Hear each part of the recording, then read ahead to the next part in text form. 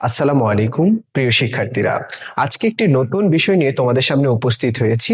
বিষয়টি হচ্ছে কৃষির সূচনা, অর্থাৎ এই পৃথিবীতে কৃষি কাজ কিভাবে প্রথম শুরু হয়। তোমরা সকলেই জানো যে মানব জাতির জন্য 5টি মৌলিক চাহিদা রয়েছে। প্রথমত রয়েছে খাদ্য, তারপরে রয়েছে বস্ত্র, বাসস্থান, চিকিৎসা ও শিক্ষা।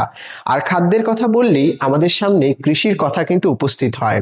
আমরা যদি একটু লক্ষ্য করি যে নারী এবং পুরুষের মাঝে স্বাভাবিকভাবে পুরুষের একটু শক্তি বেশি, তাই পূর্বে পুরুষদের দায়িত্ব ছিল পশু শিকার করা ও পশু পালন করা।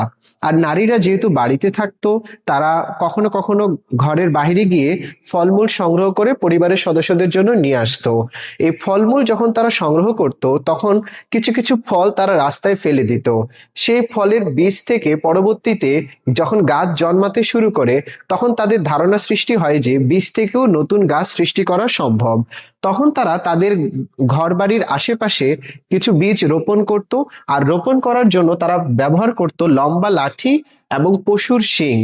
যখন সেই ফসল ফলে যেত, তখন সেই ফসল কাটার জন্য তারা আবার পশুর চোয়ালের হাড় ব্যবহার করত।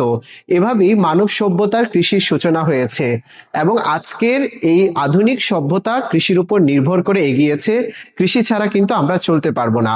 মজার কথা হচ্ছে, তারা দীর্ঘ সময় এক জায়গায় কৃষিকাজ করতো না, যাযাবরের মতো বিভিন্ন জায়গায় ঘুরে ঘুরে বেড়াতো।